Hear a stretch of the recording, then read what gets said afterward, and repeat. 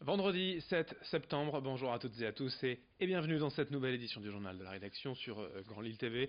En 8 minutes, un tour complet de l'actualité près de chez vous et on démarre bien sûr par vos prévisions météo avec, on l'espère, cette fois le retour du soleil, encore pas mal d'averses quand même cette nuit et des nuages ce matin, mais tout cela devrait se dégager au fur et à mesure de la journée pour laisser place au ciel bleu, au soleil cet après-midi. Les températures, elles sont en baisse, 19 degrés à Lille cet après-midi pour les maximales, on en reparle juste après ce journal. À la une, tout d'abord, l'un des événements du week-end dans la région auquel vous participerez peut-être, le Trail Côte d'Opale à 800, la 12e édition déjà de cette course nature, rassemblant près de 7000 sportifs. Sur place, les derniers préparatifs et le village se mettent en place. Les courses allant de 7 à 62 km plus les randonnées auront lieu demain et dimanche. De part et d'autre du grand site, des deux caps, comme toujours, le soleil est attendu et des milliers de personnes aussi pour suivre et accompagner les coureurs. 7000 participants, une trentaine de nationalités. Le TCO, c'est l'une des 5 plus importantes courses de France, une belle vitrine pour la région, pour le littoral, comme l'explique l'organisateur Franck Viandier au micro de Louis Caillé. Je dirais que en premier lieu, c'est notre ami la nature, parce qu'on est sur un site extraordinaire. Le grand site des Deux Caps est devenu maintenant internationalement connu. Et en même temps, un peu comme l'épreuve, qui est devenue aussi une épreuve référence, parce qu'on essaie d'apporter sur cette épreuve qui était amateur au début, de plus en plus de professionnalisme, d'une certaine rigueur. Et puis derrière ça, on sait accueillir les personnes. Et puis on est aussi dans l'environnement. La zone de 800 et ses alentours, il y a des hôtels, il y a des moyens d'accueillir tout le monde. Et on est sur des personnes qui viennent en week-end sportif en fait. L'actualité politique avec la rentrée des élus de la région, notamment celle du Parti socialiste du Nord. La fédération se réunit demain avec celle du Pas-de-Calais à Gravelines, à Sportica, pour une université de rentrée au thème évocateur. Partons à la reconquête.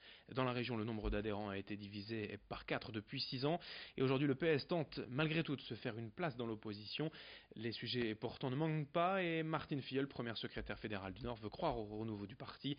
Elle estime que les difficultés actuelles d'Emmanuel Macron au sommet de l'État peuvent permettre au PS de reconquérir les Français. Elle était hier notre invitée, je vous propose de l'écouter. Nous sommes, je vous le disais, le Nord et le Pas-de-Calais, les deux plus grosses fédérations de France. Nous avons dans le Nord 2500 adhérents à jour de cotisation.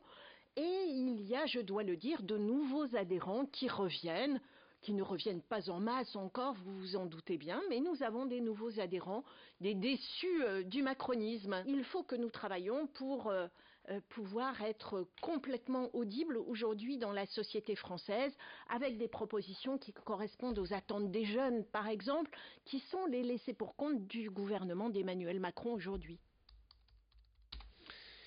Dans la métropole lilloise, à Villeneuve-d'Ascq, avait lieu l'inauguration du nouveau V2. Après 13 mois de travaux, l'extension du centre commercial vient d'être terminée.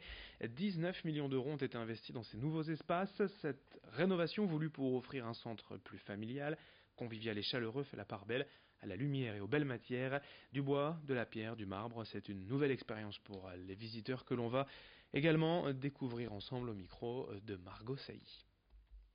Alors les travaux ont débuté en juillet 2017, donc près de un peu plus d'1 an pour terminer cette rénovation.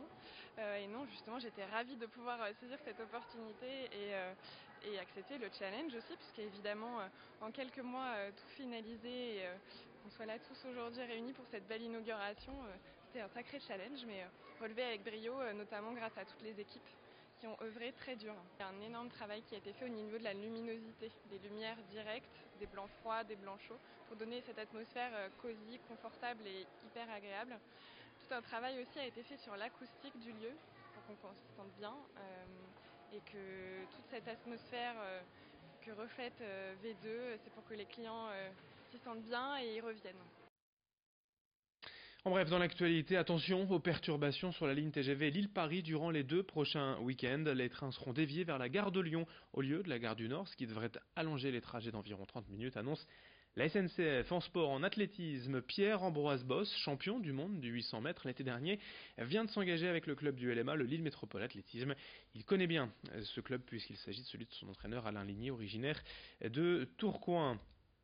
Dans cette édition, également le portrait d'un jeune aventurier nordiste, Romain Neport. Travaille chez Haut-de-Fil, un fabricant en ch'ti de vélo électrique, et il rentre tout juste de Chine après 13 000 km à vélo.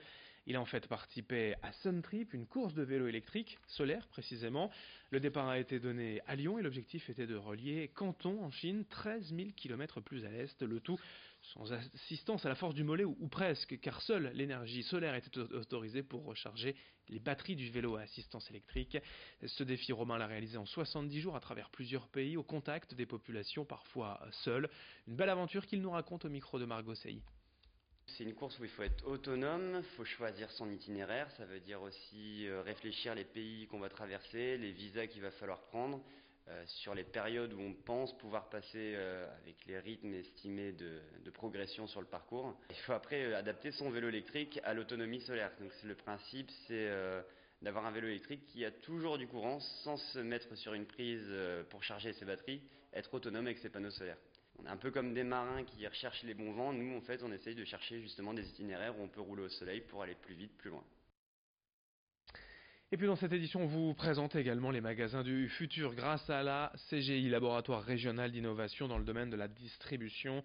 Les nouvelles technologies sont évidemment au cœur du développement de ces magasins, avec d'ailleurs certaines technologies pour l'instant interdites en France mais autorisées aux États-Unis, notamment la reconnaissance faciale pour détecter l'humeur du client. La réalité virtuelle est également de la partie pour faire des magasins un canal d'avenir, car pour les marques, il n'est pas question de tout miser sur le web.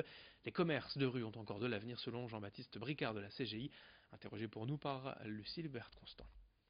Par rapport au web, quand on va en magasin, la différence de promesse, c'est que on vient en magasin pour toucher, pour essayer, pour avoir du conseil aussi personnalisé. Même si on a des chatbots en ligne, on préfère quand même parfois du conseil humain avec des gens qu'on connaît aussi. Dans la distribution spécialisée type bricolage, on a confiance dans le vendeur, dans le conseiller vendeur pour apporter un conseil pertinent. On préfère le rencontrer. Et ensuite, on fait sa commande. Et cette commande, elle peut être une commande web. On peut passer la commande web en magasin avec du conseil, du coup, humain. On est en projet avec 2 très grands distributeurs français aujourd'hui. Et donc en janvier-février, on aura les solutions opérationnelles dans les magasins. Alors on va démarrer avec des premiers prototypes, mais les distributeurs dont on parle sont présents certains dans de nombreux pays, et on parle de plusieurs milliers de magasins. Fin de ce journal, merci à vous de l'avoir suivi. Dans un instant, vos prévisions météo, d'autres infos à suivre. Merci de votre fidélité.